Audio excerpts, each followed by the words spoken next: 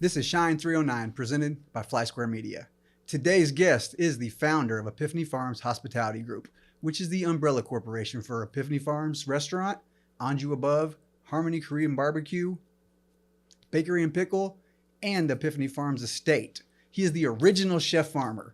It is my pleasure to introduce Ken Myszka. What's up, Ken? Dylan, how are you? Real good, real good. Thank you. I always get anxious when I do those intros, man, but I feel like I kind of nailed yours. So You nailed it. I know I know who you are and what you got going on. But for anyone at home that doesn't, or anyone that's watching or listening, tell me a little bit more about Epiphany Farms Hospitality Group and what you guys are doing over there. Epiphany Farms Hospitality Group is what I've been working on for a while now. We started in 2009. It started out as a chef.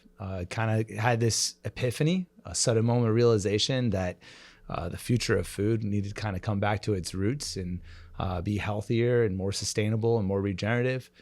Fell in love with farming and hospitality, and graduated from school in 2008 and moved back to Bloomington, actually in Downs, where I'm from, and started the farm. So it's been about 15 years now, and continuing to evolve and grow, and enjoying it, having the time of my life. Grow?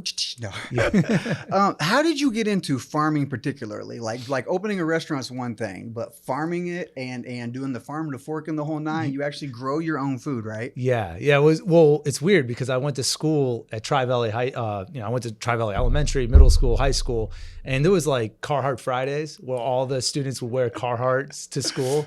And I always felt like awkward and weird. I'm like, I'm not really a farmer. And then there was drive your tractor to school day. And I remember that. And I was just like, man, I was in a farming community. All my friends would be growing, hundreds, thousands of acres of corn and soybeans. And everyone was on FFA, Future Farmers of America. And I think I was the only kid, and definitely probably the only boy that wasn't. And I was in FHA, Future Homemakers of America. And for some reason, I really digged home economics and I can remember making milkshakes, which my dad had always made milkshakes with me as a child. And so in class, I felt like I got this. And then I remember doing a pie and a sewing class. And that was initially what I was really excited about. I spent some time with my mom at cake decorating classes in 8th grade going into high school. And all throughout high school, I kind of was like pushing to be a chef. I was talking to my home economics teacher, trying to figure out how to get more culinary arts experience.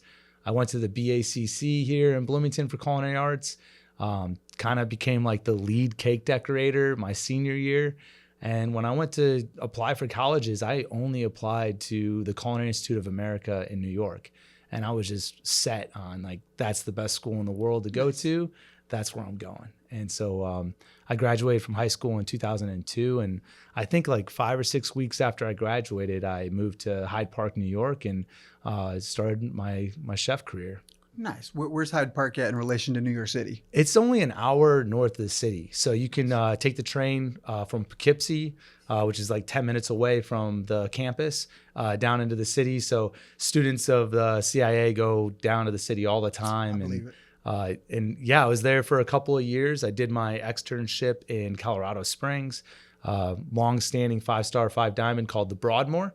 I worked under a certified master chef when I was 19 years old. Oh, wow. Learned how to grill meats and cook at a 4-star steakhouse that was open to the guest in the dining room. And when I was finished up my schooling in New York, I moved home for the summer. And that was the first time I met an actual organic, diversified vegetable farmer, Dave and Karen Barron. I met them at the Downs Farmers Market. They extended an invitation to come to their farm and go to the gardens. And I went out there and he gave me this tour of this property that I mean, feels like yesterday. He showed me some of my first wild mushrooms, some of the first wild onions, poison ivy. He showed me all of his gardens, his fruit trees. And why do you mean to cut you off? Why do you throw poison ivy in there for? Like, does that have anything to do with the farming practices to keep critters away, or what's up with poison ivy? Well, poison ivy is like, there's a lot of things that grow in nature all around us. And poison ivy is really, really common. And so, you can, let's just say you have some wild set aside land that's growing here in McLean County. You walk within 50 feet you can find things like sumac, grapevines, definitely poison ivy, poison parsnip. Like there's just like a lot of wild, things that are out there that are very prevalent. And that's, something that I didn't really know. And when you're, farming on the edge of the woods, or you're growing an orchard, and, you need to kind of know what poison parsnip are and what poison ivy is. And he was someone who, really, showed me like how to manage not only the gardens, but also manage the timber. So that was, I was excited about culinary arts, and I wanted to be a chef. I was working as a cook, but I felt like I needed a little bit more schooling, and I really wanted to do like a legit 4-year university. So after I had finished school in New York, I applied to go to UNLV, become a Las Vegas rebel. And my goal was to go back to school and go to Vegas to get my bachelor's in hotel and restaurant management. And so I was home for the summer, and then I moved to Vegas right before my 21st birthday. Wow. So New York, Vegas, you had quite the journey, and you were learning how to be a chef, right? Yeah. So when you said you worked for, was it a 4-star restaurant? Yeah. Now I've watched like Top Chef and some of these like national TV shows. So I've been made familiar with like a Michelin star, or like what makes a restaurant a 4-star restaurant? How do they receive that certification? Great question. So there's 2 different types of, well, actually, like there's 3 ratings, right? Michelin is the really, really big one that has come from Europe. In the last 20 years, they started to do Michelin reviews in New York, San Francisco, now Chicago, Vegas, some Midwestern cities. But then there's also mobile 5-star, and then there's also the 5 Diamond awards. And so 5-star, 5 Diamond are just, basically things that hotel properties and restaurants can apply for. They send in reviewers, secret shoppers, and they rate your hospitality. They rate the quality of your service. For instance, the Broadmoor that I was at had never lost a star or a diamond in its entire existence. It's in Colorado Springs. It's one of the most iconic resorts in the country, if not the world. And that's kind of where I started. The Michelin, when I was in Vegas, had just come to Vegas. And when I was working for Guy Savoy, he was a 3 Michelin star chef from Paris. And at that time, we were all really pushing to get either 2 or possibly 3 stars at Caesar's Palace in Las Vegas. So it's just an accreditation, something that, if you apply for, if you're a part of, or if you're on their radar, then they'll come through and enjoy that. Unfortunately, Bloomington, I don't think the Michelin Guide is going to be coming to anytime soon. So that was going to be my next question. Like, is it only in the bigger markets? And is it part of it that reason, because they want those eyes on, and they want the bigger establishments? Yeah, I think there's a little bit of that. There's some politics involved. Yeah, there's a certain level of quality, and So when you said the French gentleman that was already 3-star certified or credited, did y'all get that? No, I think we only got 2 stars. You still got some Michelin stars, so that's still something to be. It's super important. Yeah, it was a big deal. Cool. And when I worked for super fortunate to work with Thomas Keller early on in Las Vegas. And I was with Bradley Ogden. So Thomas Keller's got multiple 3-star Michelins. He's got the French Laundry in Per Se. Bradley Ogden's at that time had some of the best restaurants in California. And then Guy Savoy had his spots. And Adam Sobel, who was the chef that I kind of worked with at multiple locations, he's gone on to do some really big things, and just really fortunate to have spent time with him. He's helped run a lot of the Michael Mina establishments, and I think he's starting to do a lot of appearances on TV at this point too. So, wow, that's quite the resume. So when you say you work for them, like I've gathered, there's like a hierarchy in the kitchen. You got like your chef and your sous and your line cooks or something. So like in that journey, when you're working for these guys, like what were you doing? Were you a sous chef? Were you a line cook? Or explain that to me. So when I first moved to Vegas, I started working at Bouchon. Bouchon was Thomas Keller's casual establishment. Just turned 20 years old, about a year ago or so. He had or you had? He did. He had it for about 20 years. I worked there going into its 2nd year of opening. It's in the Venetian. Amazing restaurant, iconic. But I was just a prep cook there. And then I was promoted to the bakery. And then I was at the oyster bar for a little while. So that was pretty low level, entry level. I then went to Bradley Ogden's. At Bradley Ogden's, I became a chef de partie. Chef de partie is like the chef of the station. So I had done a little bit of time on pastry, and then I was working at Garmager. And I was there enjoying it, really liked it. I was kind of, when I was in Colorado, I worked a grill station at this restaurant called The Tavern. And I was a little burnt out on the grill station and cooking meat because it was so stressful. And it was the first time that I had to manage that. So I was like trying to do other things besides the meat station. Then when we went from Bradley Ogden's, I was hired on to open Guy Savoy. And Adam Sobel had put that team together. And I didn't know really what my position was going to be. And about 2 weeks before opening, he shared with me that I was going to actually be the saucier. And so I was saucier at Guy. What's the saucier? Saucier is you make all of the sauces. Okay. So you do a lot of the butchering, and you do basically the meat side. So I would do all the butchering, help with the butchering. I would make all the demi-glaces and all the different sauces. So by like if you're gonna make a rabbit sauce, you'll start with the rabbit bones. You're gonna make a veal stock. You're gonna start with the veal, and I would make all those different sauces for each of the entrees.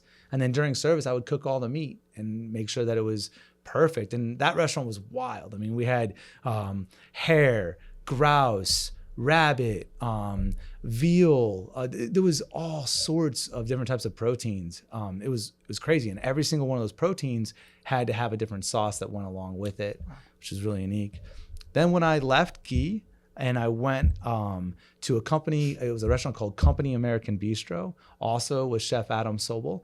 And at Company American Bistro, I was one of the hired on sous chefs.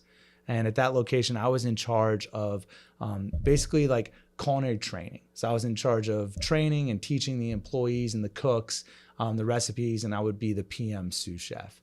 And I worked there, and my best friend had just won Top Chef, Hong Win, and he won season 3. Nice. Yeah, so we moved to New York together, and I started working at a restaurant called Solo, kind of as like a consultant.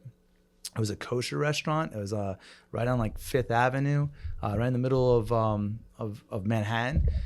And I had a few classes left in Vegas, so I finished up there, went to Vegas. So you were working in New York and still had classes in Vegas? Yeah. How were you managing that? Well, I had I took the summer off to go to New York, Okay. and then I had 3 classes left to graduate.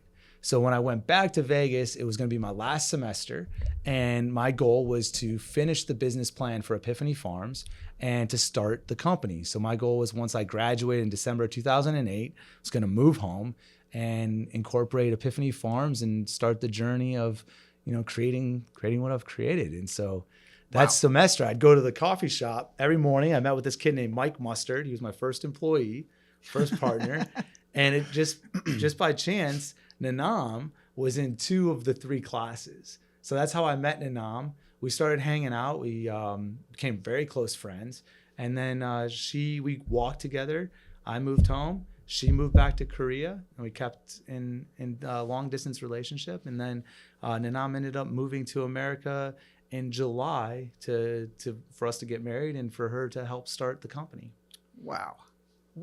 Now I've heard all that, but I feel like that was a little bit more of a deep dive, and like I didn't know about all them different, like you worked the broad span of everything to become the chef, huh? Yeah. I was young too. That was what I think was so cool. I mean, when I moved back home to start the company, I was 25. And I kind of feel like I was one of maybe the first, Midwestern rural farm kids, a person from this area that would kind of like went to the upper echelon restaurants and decided to kind of come back and connect the high end, culinary arts with that, natural agrarian, connected local lifestyle. And so when you were planning Epiphany Farms, right, like why did you decide to land back here when you had experience in New York and Vegas? Like, why didn't you want a bigger market? You just wanted to bring it back home, or what was your motive for doing that? When I was in culinary school, I had a professor that told me that if I wanted to be a successful chef, I had 5 cities in the United States to go to. He's like, you can be successful in New York, Chicago, New Orleans, Las Vegas, or San Francisco. That was like the 5 cities. But by the time I had graduated from UNLV, there was like 25 cities. So I was just kind of seeing the way things were moving. Like, in California and New York, a lot of the seasonality, organic, farm to table movement had already really set home. It was happening. And it was becoming a thing that people were really, it was a lifestyle that they were practicing. I come back home, and here in Bloomington, I didn't see any of it. So I kind of theorized. I was like, I think that gastronomy and culinary arts is going to go to the smaller markets. And if I can go back home where I have a local advantage and I'm connected, I know the place, I can bring that knowledge and that culture here. But then I can also possibly have an opportunity to be less competition. And so I knew that I'd have a higher chance of success if I was on my home court, basically. Yeah, I had someone in here who relocated to the Bloomington area, and she started her business here. And I was like, that's hard. Like, I have roots here. I know a lot of people in this community, and running your own business isn't easy, but I do get it. When you got roots and you know people and you grew up in the community, you obviously have a much larger network. Yeah. Well, I mean, my biggest thing was I didn't know how to farm yet. So I was accepting invitations to go to the best farms in the world for like the last couple of years. So I was going to them and looking at them and studying them, but I hadn't actually done it. And so in 2009, when we started the farm, I was really looking forward to the opportunity to apprentice. And so I ended up going to Dave and Karen Barron's house, who were the farmers that 5 years previous I had met at the Downs Farmers Market. Nice. I went to their home, knocked on the door, reintroduced myself. And for the first 2 years of Epiphany Farms. Was that a cold call? You just showed up one day like, hey, guys. Yeah.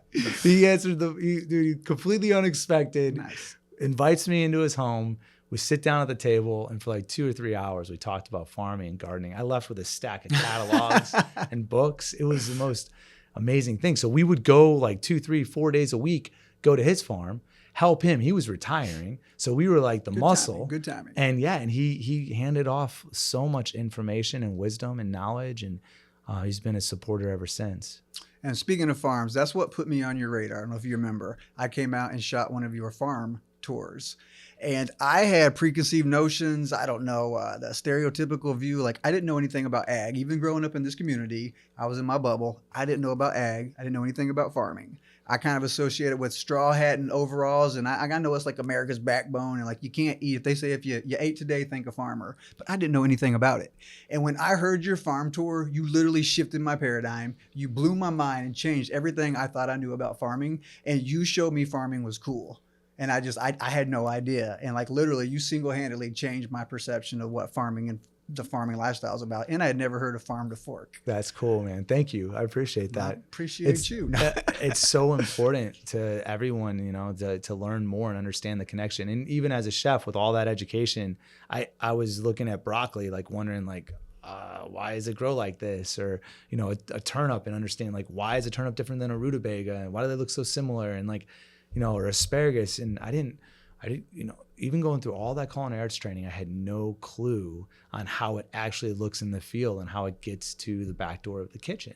And so that was really the mission, was to go back and, reroot ourselves in a community and try to produce as much as we possibly can for the restaurants. And that's what provides a lot of inspiration, but a lot of connectedness at our establishments. And I think that's so neat. Again, I don't think I had heard farm to fork. And to know you can go to Epiphany Farms and the food you're eating was grown 20 miles away in Downs. Like that's cool to me. And then, so do you know percentages, or how much of your food do you actually grow that you serve in your restaurants? It's somewhere around 30%. Nice. Sometimes more. I mean, it depends on the crop and the product. For instance, we raised 5,000 broiler chickens last year. Ooh. And so pretty much it's a lot of chickens. It's a lot. Yeah. It's a lot. And what's the lifestyle of a chicken, or the life cycle of a chicken? A broiler chicken is quite small, actually. You wouldn't believe it. But I mean, the grocery store chickens that we eat, maybe they're alive for about 56 days. Oh, wow. Yeah, 48 to 56 days. They basically eat their weight in feed and water every day. And they've been bred to grow and put on protein and weight as fast as possible. I don't really like the Cornish crosses, the modern varieties that we eat in the grocery stores. I try to grow more of like dual purpose or heritage birds. I want them to be around a little bit longer, but then they're a little bit different. They have a little bit more dark meat. They got a lot more muscle on them, and they're more minerals, a little bit more like iron, and they're not just like sweet like tissue, I guess. It's hard to describe. Do you have any cows on your farm? We don't have cows currently. And then like, what is it? Is it just a matter of like resources, or logistically, like, why don't you have cows? Do you have any turkeys? Yeah, so we've raised turkeys in the past. Nice. We've raised goats, ducks, rabbits. We've raised a lot of the hogs, and then the broiler chickens, and then laying hens. A lot of it has to do like with the evolution and the progress of the farm over the last 15 years. Kind of break it into like 3 different sections or stages. The first stage was really about research and development. It was about understanding what we could do. I feel like that we were in that stage for like the first 7 years. We were basically every year trying to grow a lot of diversity, trying to figure out what would grow in the market, what would have value, what we'd have a competitive advantage with. That was the first kind of stage of it. And then we kind of grew into our own. We had a 10-acre farm just south of Bloomington. We got our first pack and wash shed. We got our first material handling and processing facility. We started breeding hogs, and we started to I think kind of like evolve. We had a huge mushroom grow chamber. We were growing mushrooms and doing wild edibles there, but the farm wasn't big enough, and we were kind of like needing to move. And so then when we got to the new property, we acquired it in 2017, and then we sold the old farm in 2019. And then now what we're at is we've really tried to take on everything that we used to do, but scale it. And so currently we're not raising mushrooms because we don't have that system, set up commercially to be scaled. We've paused on pork because we're moving some of our facilities, and we're rebuilding a new building that will eventually be able to house some of our baby pigs. So we're taking this year a pause on that. And like there's just a lot of other things that we kind of we're taking a pause on just because we can't do them at like the level that we would like to do them eventually. So when you mentioned infrastructure, I remember seeing the farm. I know you got different buildings out there, and recently, I think last year maybe, you introduced the farm store. And then what new additions have we seen on the farm in recent? So we've got a new propagation greenhouse. So we're up to 3 large greenhouses at the farm. What's propagation mean? Propagation is where we start all of the seeds or divide like root cuttings or tissue culture.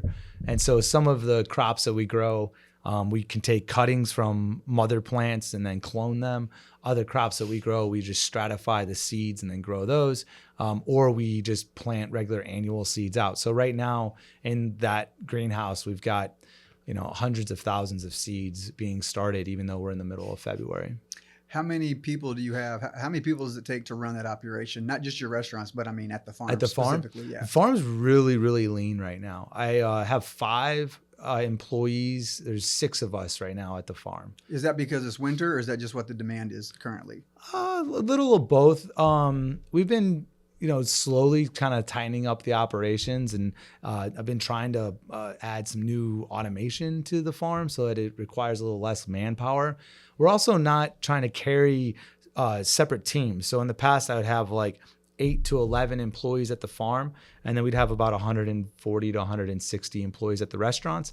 And now what we're doing is I'm trying to have just like my main core team of leaders at the farm, and then all supplementing the extra man hours with employees from the restaurants. So this way there's a spot for them when they do come out to be involved. We used to require all employees to work a shift at the farm. Now we require all employees just to visit the farm. But a lot of them do have a clock in and work at the farm throughout the year, which is really cool. That helps drive like the connection and the education between the restaurants and the farm. I want to hear more about the sustainable side of your practices.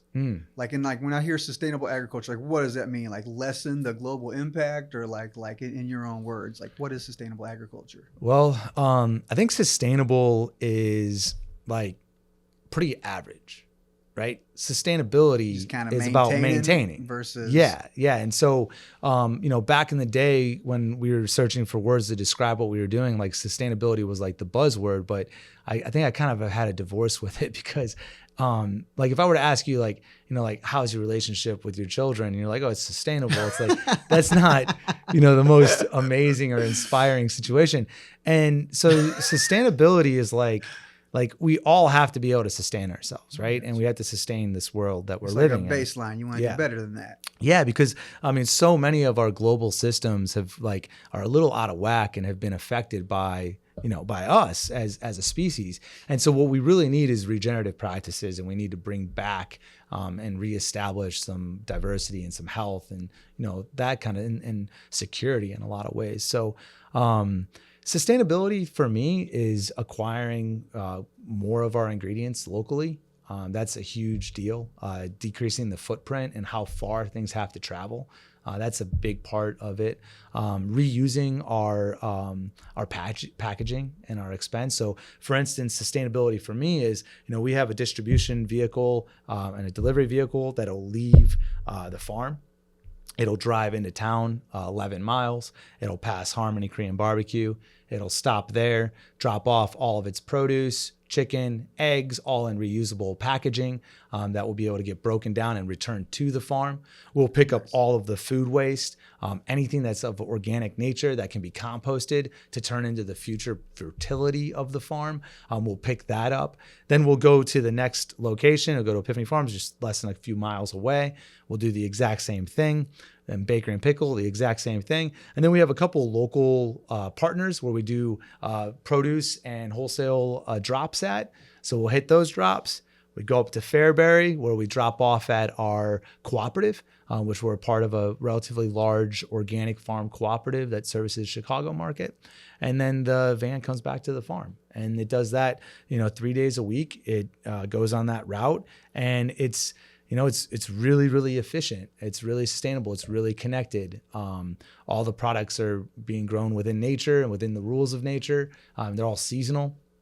That's one thing. The other thing is we utilize a lot of crops that want to grow here and a lot of things that are wild. And so in the springtime coming up in these next 4 weeks, before the gardens even come to life, the forest floor is going to be beaming. I mean, there's so many things that we can get. There's lots of herbs, there's lots of medicinals, there's lots of onions, and we'll be gathering those and including those in our recipes and our menus, and selling those to the different chefs around the state that buy from us. And this might not get put out for half a minute, so I don't want to timestamp it too hard, but I wouldn't mind hearing more about CSA. But just out of genuine curiosity, how do you farm when it's 8 degrees out in this Midwestern winter? Is there still stuff you can do? Obviously, you kind of farm year round. What does farming look like during the winter when it's sub-zero temperatures? So it's been about 3 years now where we built a new facility at the farm. So we have a pack and wash shed, distribution center.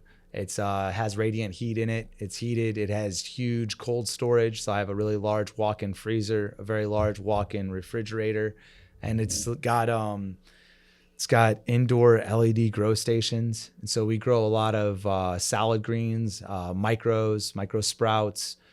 We do a lot of tissue culture and hardwood cuttings in that location. Wow. In October, all the crops come out of the gardens, and we intentionally plant a lot of storage crops. And so even today, we're washing purple daikon, white daikon, Korean radish, turnips, rutabagas, beets, kohlrabi.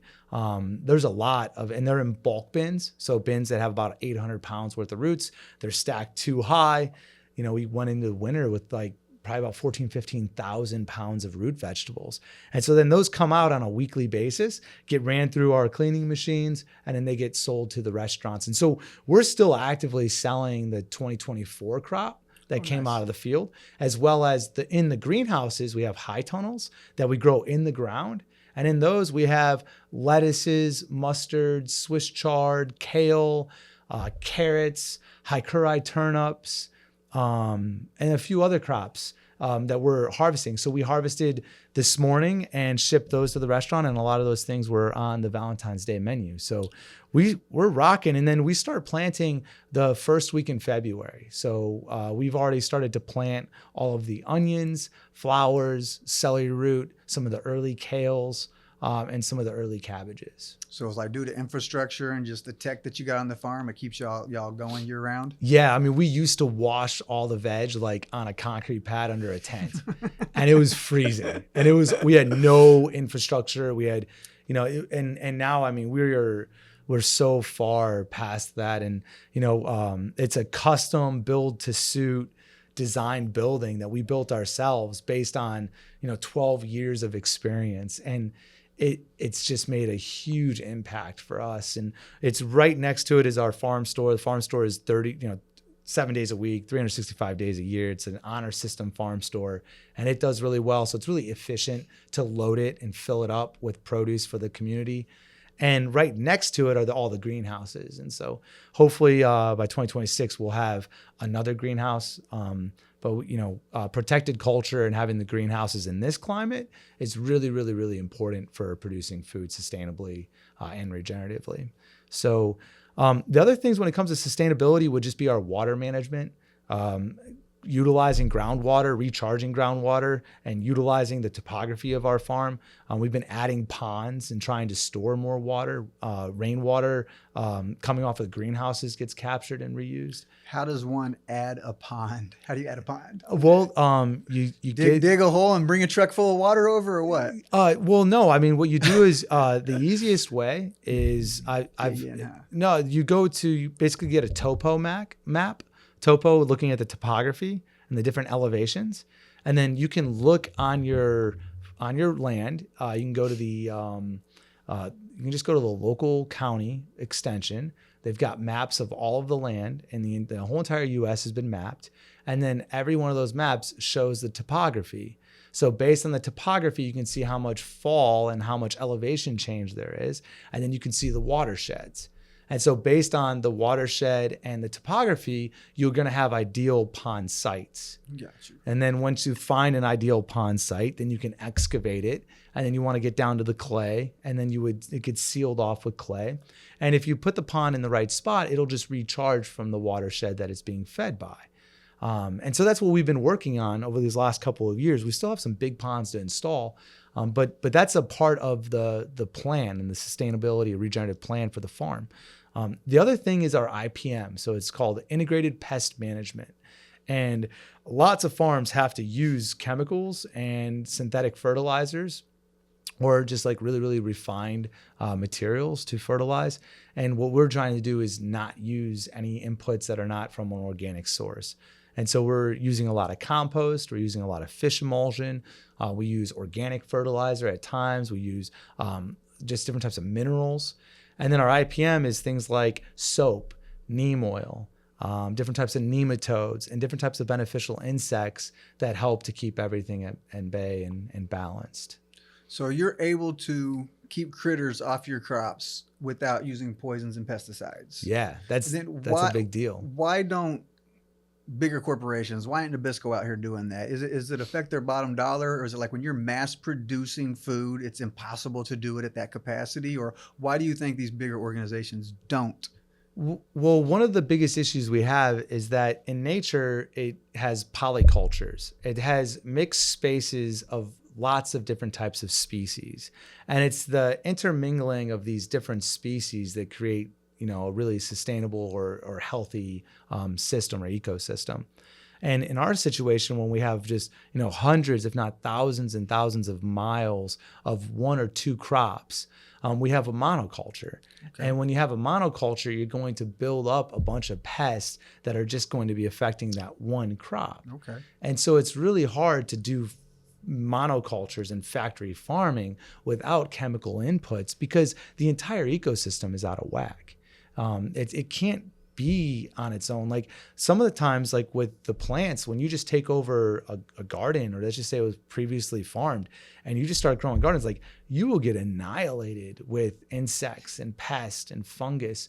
There's a lot of things that have to go into taking care of the land and the soil and the climate and the ecosystem in order for it to be grown successfully without chemical inputs. That actually makes sense. And then again, not knowing about that industry really, right? Then like you always wonder, like, is it like big pharma? They sell you the cure and the disease, or they sell you the disease, give you the disease and sell you the cure. Yeah. Or like is it a round table, a group of people? They're like, bottom dollar is the only thing that matters. Is it by design? Is it out of neglect, or is it just the way that system operates? I would say it's by design at this point. I mean, we look at these companies, Monsanto, Bayer, some of these larger companies. I mean, I don't know. I think is it because of those monocultures, or is it if they were to could they deliberately change their practices, you think? Or is it like when you're mass producing food and like you said, you don't have these ecosystems, you have these monocultures that you can't beat it. You got to do something to produce them crops. Or could they, by design, again, fix that system? I think we can fix that system. And I think that we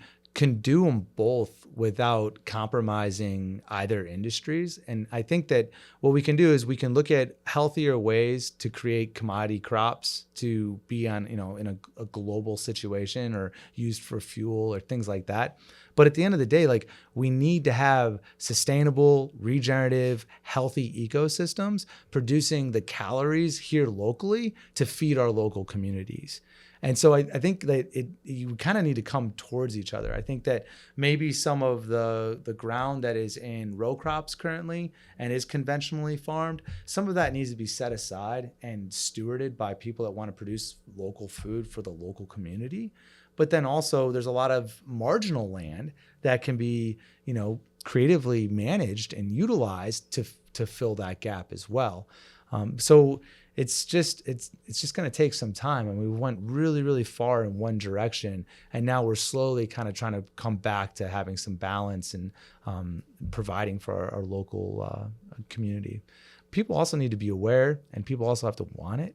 That's the educational piece is something that's really important, and I think that it has come a long way in the last 10 to 15 years, but we still have a lot of work to do. Now, I feel like with the internet and just the fast rate that information can be exchanged, people are more health conscious than ever before. Right. And then I've also heard, though, people are like, well, it's fear mongering, right? Like, if you're selling healthy food, you're gonna be like, yeah, this stuff over here is poison. Here, eat my healthy food. Are you familiar with, I don't know if it's Yuka or Yucca? There's an app on your phone. You know that app? Yeah, I do. Yeah. And I just recently installed it. I'd heard about it a while ago back, and then I didn't do it. It was one of those things. I'm like, that's interesting. And then it was put on my radar again. And then I did, again, it wasn't like extensive research, but basically I looked it up, like, is it legit? And then there's a bias against it. They're like, it's not the end all. It's not the best source of information. But to me, it's a tool that when I'm grocery shopping, I will scan an item, and then it'll tell you based on caloric intake, sugar, and then the preservatives. Absolutely. My biggest red flag is those preservatives. And it'll tell you, is it low risk, medium risk, or high risk? And if it's got high risk preservatives in it, I don't want to consume it. Right. And then, like, I will literally walk around. This is pre-app, when I didn't even have the app. I'll be in the grocery store, and I was pointing, like, my lady will be looking at something, and I'm like, that's poison. And it used to embarrass her. And I don't want to be rude, but, like, I don't care if I'm embarrassing you. Like if I'm pointing out a food, I'm like, if it sits on a shelf for a month and doesn't go bad, there's probably something in there that makes it bad for you. Is that Exactly. Correct me if I'm wrong. Oh, 100%. Yeah, absolutely. Like, so in Omnivore's Dilemma, which is a book that Michael Pollan wrote, that was one of the first books that kind of like enlightened me on that subject. But he would talk about how, fast food, food could just sit in a container and it won't even become moldy. And it's like inert. Like, there's no biological activity. There's like nothing that really wants to eat it. Or a Twinkie, for instance, sits on your counter. Like, those things it's not good to eat. Our largest organ is our skin. And so being outside, being in nature, working in a garden or visiting an organic farm, like, I truly believe, like, I almost like through osmosis, like, absorb all of that. And these minerals, these culinary herbs, when you see recipes that include garlic or thyme or parsley, all these different herbs, it's not by coincidence. They're not just flavors. Those are nutrients to supply a very diverse and healthy diet for us. And we need to have a very diverse diet with all types of minerals and nutrients. And in the food that we find in the grocery stores and the foods that are being grown on conventional farms, the soil is not, completely full of all those nutrients. And if you're always taking and not putting back, it creates a huge issue. So when we bale hay, for instance, we're mining minerals. And if we just keep taking it off of the farm, then we're going to slowly, decrease the nutritional value of that soil. And so for the system to work and for it to be regenerative and sustainable, we have to have a plan of how are those nutrients going to come back. And that's the reason why our farm focuses so much on compost. We try to acquire more minerals and nutrients and calories than what we're taking away from our farm. We're trying to put back onto our farm. And we do that by raising animals sustainably and capturing the bedding. We do it by composting all of the refuse. We're also able to pick up a lot of organic matter and a lot of compost from the restaurants. And that gives us a huge advantage for building fertility in our gardens. Put you on the spot here. Don't want to shout out the competition at all, but we're a community, right? When you're not eating at your own spot, where do you guys dine locally when you want some quality food in Bloomington? Oh man, great question. I love going to Fort Jesse. Fort Jesse's awesome. Where else do I go? I like to bowl and I like to golf, so I'm usually hanging out like at those spots. I enjoy the Biaggi's team and what they've done. I in my lifetime they've done such an amazing job, and they're really proud of that team over there. And so I do support Biaggi's, and I probably go to Ancho more than Biaggi's. Love the Distill team, so I'm at Distill a lot. Love Distill, yeah. Love to go to the brewery. My friends, a lot of my cooks now run restaurants here in town, so I like to stop in and check out their establishments. And I like the ethnic spots. I really enjoy some good tacos. And where's your go-to taco spot? I would say El Portón is the spot. Veracruz. I was gonna say Veracruz. That's my taco spot. I love Veracruz. Kind of depends on which side of town I am, but those two are strong. Bloomberg Archie late nights, the only late night spot to eat, So yeah, I don't like to go to my own restaurants. It's hard to dine. People a lot of times will be like, oh, let's set up that meeting or have, grab a lunch or grab dinner. And I don't want to sit in my own establishment and have lunch. It's dining out at a restaurant should be enjoyable. It should be relaxing. It should be about the company.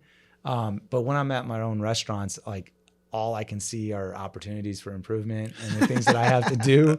So it's funny you say hard. That. I did the artwork at Flingers for their craft pizzas. Yeah. And I was just in there the other day at lunch eating, and I'm looking up at these drawings I did, and I'm like, I should have shaded that different. Oh, why did I make that shape? I should have pointed though. You know what I'm saying? Like, so it's just different, but the same. I get you. And you did such a good job on those too, man. They look awesome. I walk in, it's like my own little personal art gallery. I've never been in a room with 20 things that I've created on the wall. So it's really cool. Yeah. Flingers team has done a wonderful job, and then Little Beavers. I mean, there's so many of them actually. Right. We say that Bloomington's boring or you can't find things to do. And it's like, I don't think so. Like, I think there's so much amazing things going on here.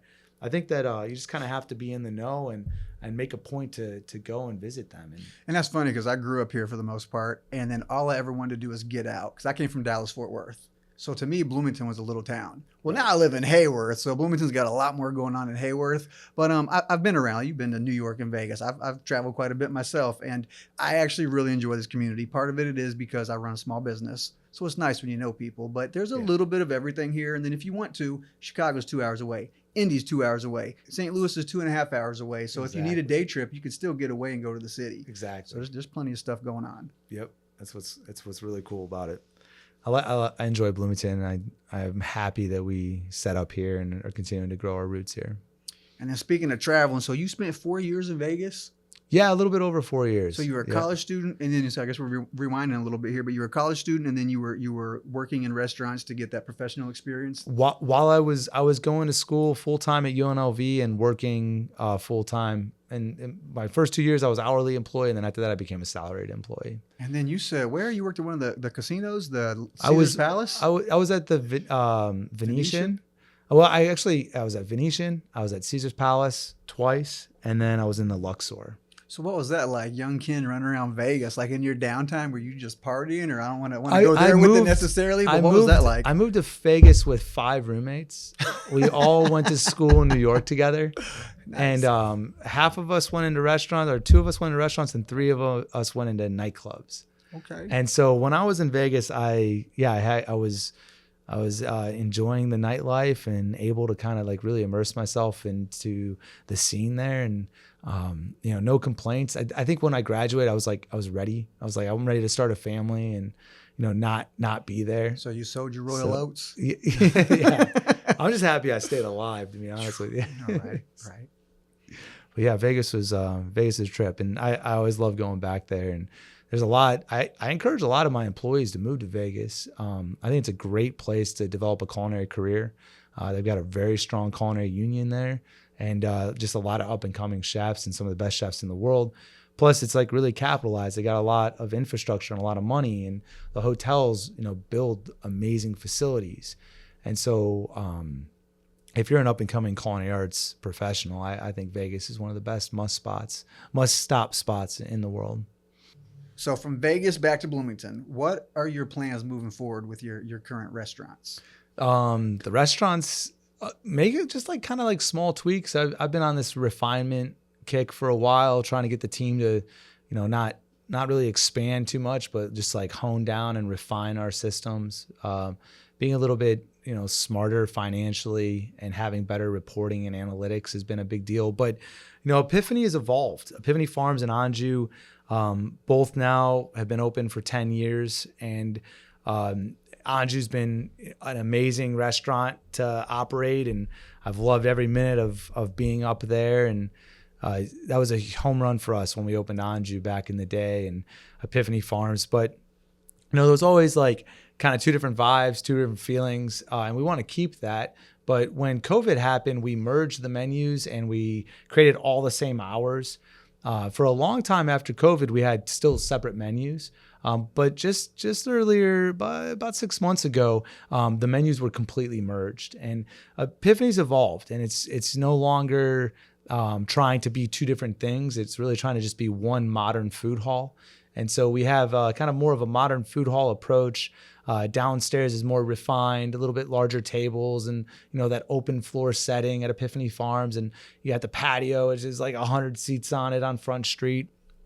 And then Anju Above is still, the place to be with that hopping bar and the TVs and the vibe. And I feel like Anju has just been doing so well lately. It's got such a great presence. And a lot of that is attributed to our front of house leadership and the team of setting the vibe and making sure that it fits like what we're trying to accomplish. And so we really like Anju. Like when you say it's a vibe, like I Yeah. worked with you guys in the past and I experienced it from a work capacity, but coming as a general consumer and just sitting down and having dinner there, it really is. There's always happening music. I love you got the screen with like Ninja Turtles or like Yep. retro cartoons playing, and everybody's upbeat and fun, and it's visually pleasing. It's a neat looking spot, and you kept saying vibes, and that's why I cut you off. I'm like, it really is a vibe. I love Anju. Yeah, and like to see the chefs rolling the sushi and working in the dining room, and then to see the pizza and the ramen bar, like it's really neat. And I love that about Anju, and it's done such a great job. And so we are trying to evolve, like how does Epiphany Farms stay,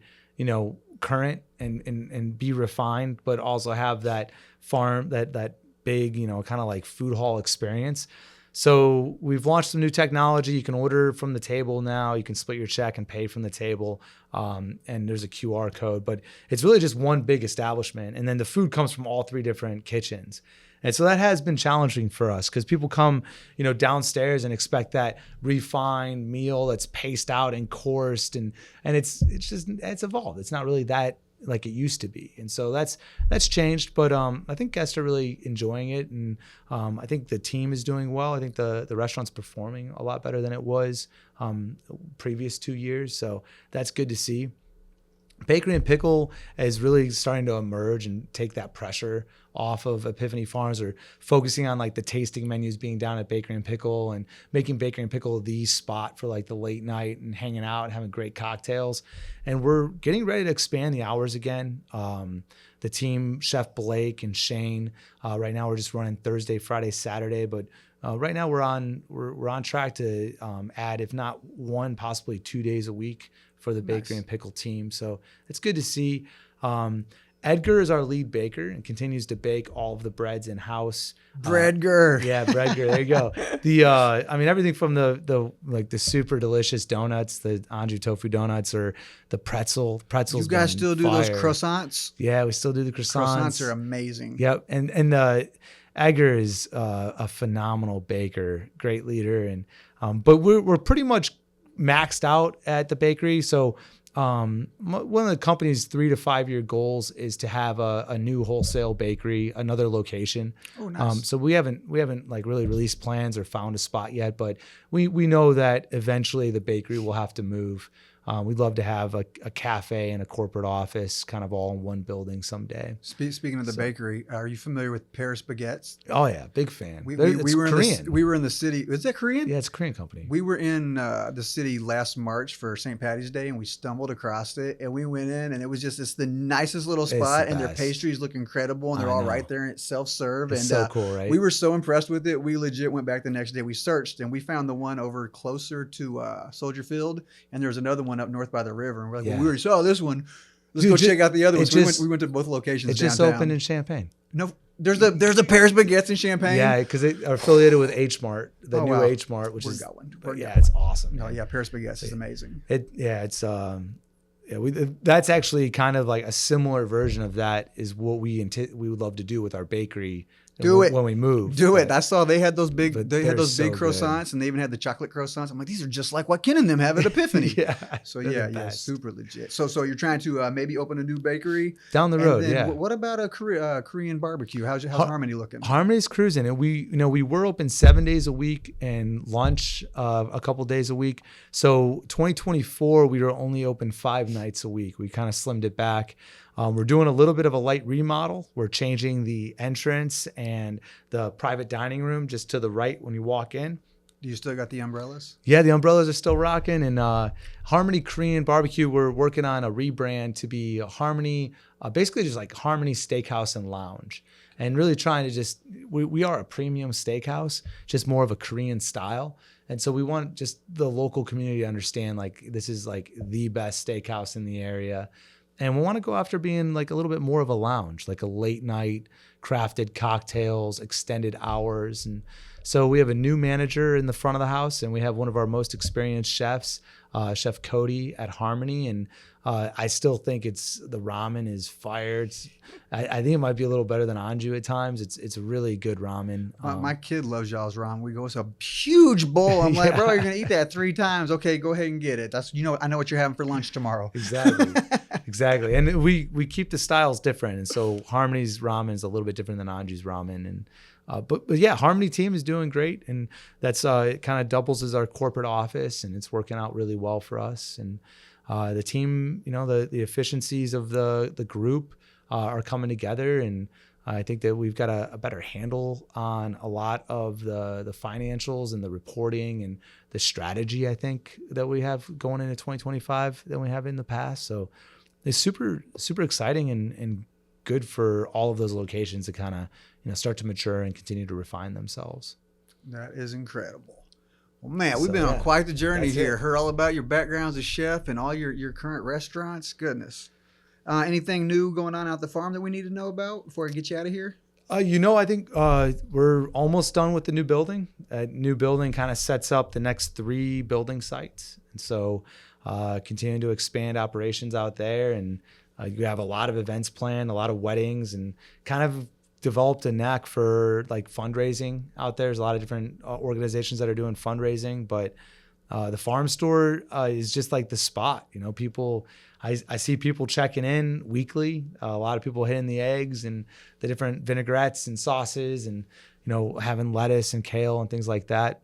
We're launching tours every Saturday this year at 10:30 in the morning. So what's the time frame? When do those start? April. They start in April. That's around when this will probably be dropping. It's going to be, I think, I got a distribution plan. I'm probably going to do a few right up front and then weekly. Perfect. And I'm figuring probably June through July or something these are coming out. So sweet. I don't know if that'd be an opportunity maybe to plug the CSAs. Yeah. When's your window for CSAs also? Right now we're doing CSAs, but you can add a CSA any time of the year. And tell the folks what CSA is. CSA stands for Community Supporting Agriculture. And basically you pre-purchase a share of the farm, which guarantees a portion of the harvest for your family. And so you can, I recommend every family to do it at least once. You're not going to do it every year. It's a lot of work. You're going to sign up for 10 to 20 boxes throughout the growing season. But it really is a great tool to train your family and teach them about seasonality and local production. What can they expect in those CSA boxes? In the springtime, it's like a lot of greens. It's a lot of lettuces. It's kale. It's things coming from the greenhouse. It's spinach, root crops. And then as you get into the summer months, things transition into like eggplants and squash, peppers, cucumbers, tomatoes.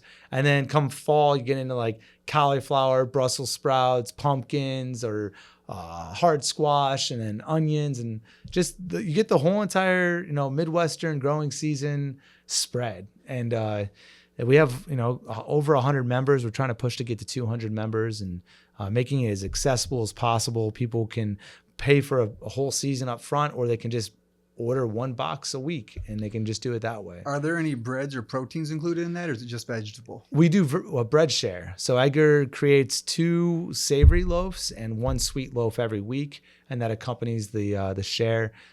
With what's going on in the world with eggs, the egg share was sold out like that. Wow, believe which it. is crazy. And even right now, the whole country is on like high alert. Like all of our brooders that we would get typically meat chickens and laying hens from are all sold out and not like have nothing available. And a lot of the breeding stock that comes from Europe to America is not coming into the country. Oh, wow. And so I don't see the country getting out of this egg issue for at least a couple of years. Wow. Yeah. Well, you got farm fresh vegetables available with your local CSAs. Folks definitely need to check those out. Yeah. Well, Ken, I appreciate your time. This has been fantastic. I love doing a deep dive and hearing all about what y'all got going on. Cool, man. Thanks for everything, and keep up the great work. Appreciate it. Thank you for your time. Appreciate you. That's a wrap. Sweet. Good job. Bro, that was great. Jumped out in this fresh gear. Next year was my best year. This year was my flex on. Like a shoe deal with a check on. Might be like a Nike with a